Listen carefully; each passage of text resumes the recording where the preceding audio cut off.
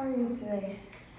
I'm good. So I just started a new job and I'm kind of, very, very anxious about it. And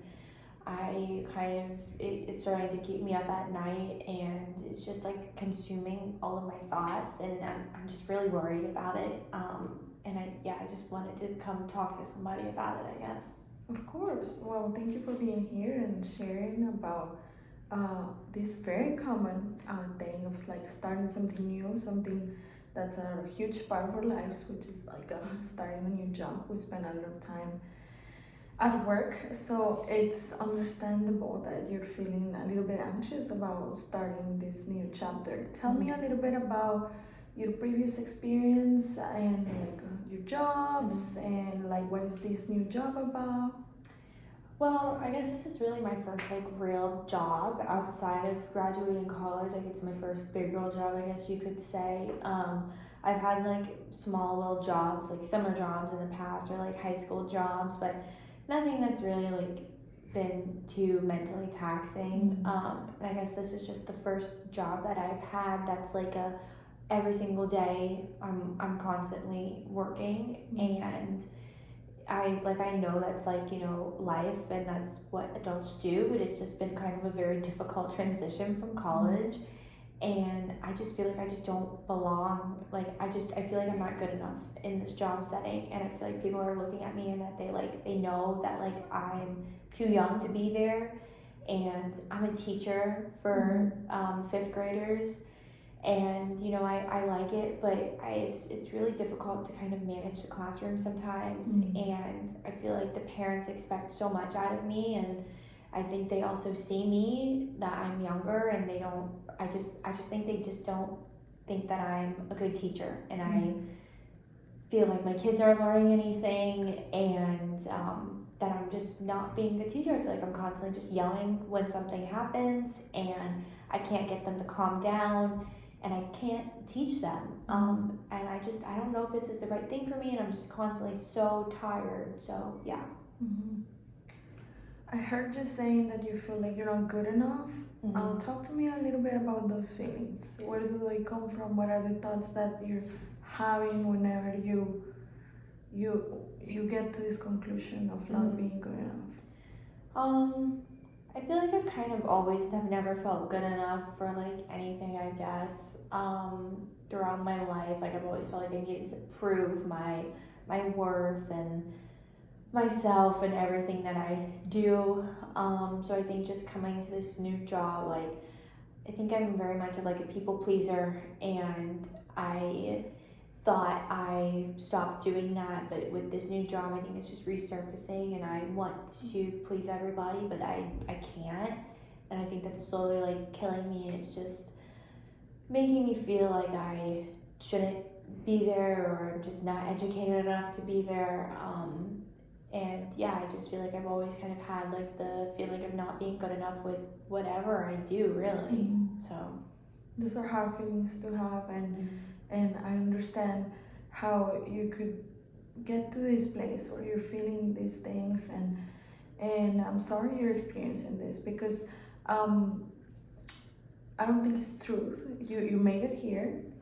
You went through your career. You got your degrees, and that means that you are capable and that you were able to do it, and that people thought that you were able to do it. So sometimes, sometimes it's helpful to look back, to look at our past, and see the things that we have accomplished before. Whenever we're having those feelings about not being capable enough or not being good enough, somebody's not gonna gift you a degree, right? And it's something you earned, and you did earn it. And this new job, well, I want to congratulate you because I know you said you're feeling anxious and all of these negative things, but somebody chose you to get this job, right? You were the best candidate for the job, for the people who made the decision. And you work with little kids, so these decisions are not made lightly. I know that because they need somebody with good character. They need somebody with that gives them all of the checklist for them to be privileged to work with kids. So somebody chose you to do this, and that's kind of like the talk that you have to remind yourself whenever you're feeling these feelings. And I know it's easier said than done. I understand that, but maybe it's something we can work together with. You think that that's a good idea? What do you think about the things that I just said? Yeah, well, thank you for saying those things. I think I needed to hear those things, and I appreciate it. And I would like to work on that, I think, and I think I do need just some more positive talk, because I didn't really realize how like negative I was being to myself, and I guess I am deserving to be where I am. So I think, yeah, I would really love to work on just how I see myself, and I think things from my past have kind of made me feel unworthy of love and just being where I am. So it's been kind of just difficult, I guess. Yeah. Let's talk a little bit about that, things from your past. Earlier in the session, you said that you feel like you have always had to prove yourself, prove your self-worth. Talk to me about that.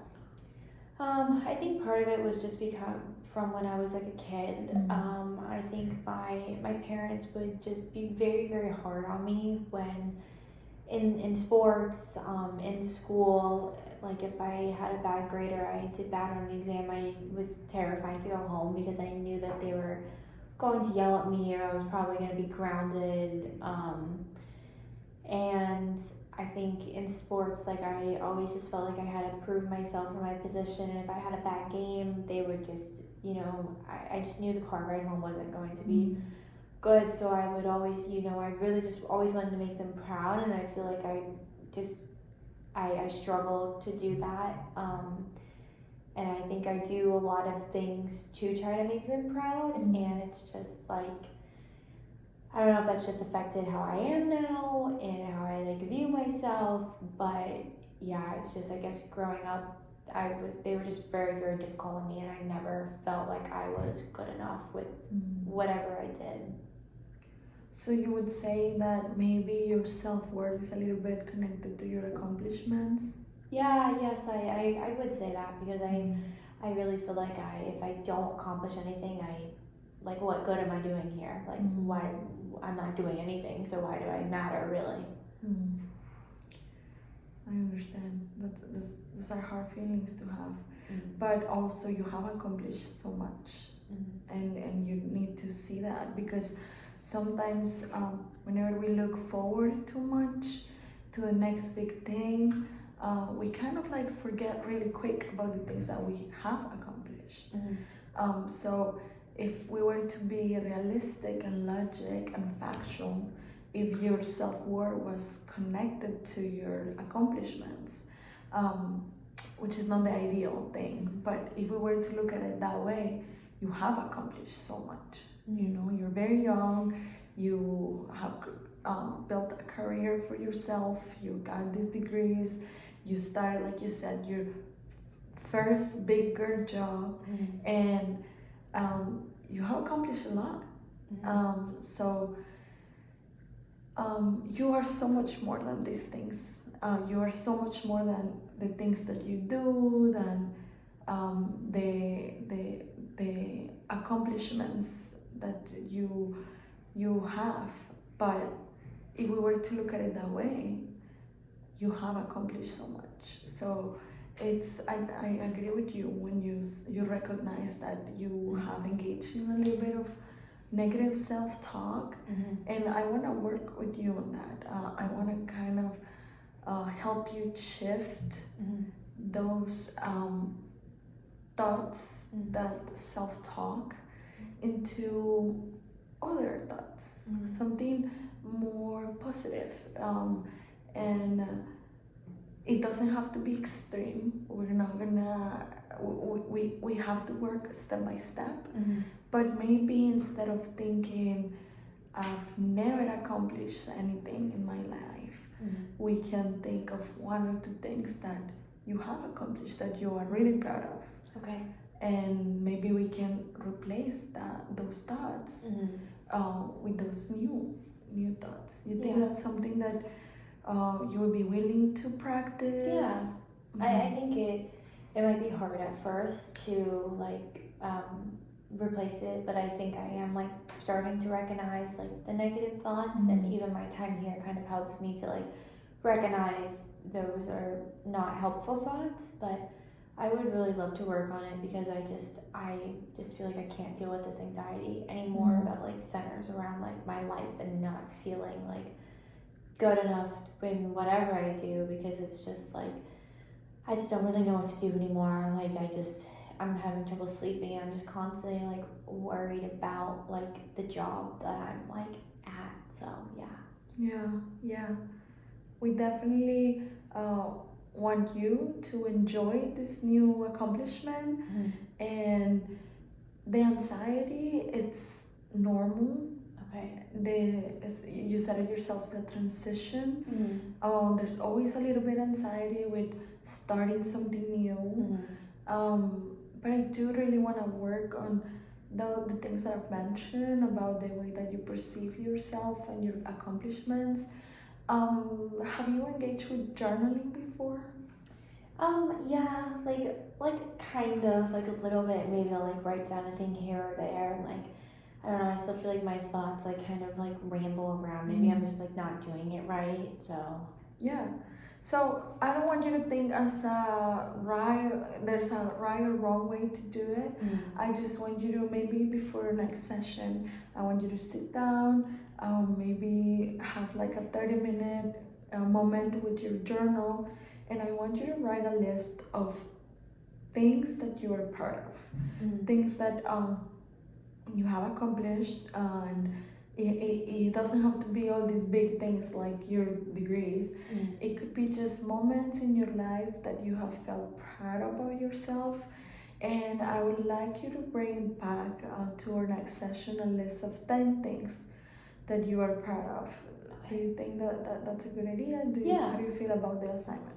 I think it's a great idea, and I think I can definitely do that.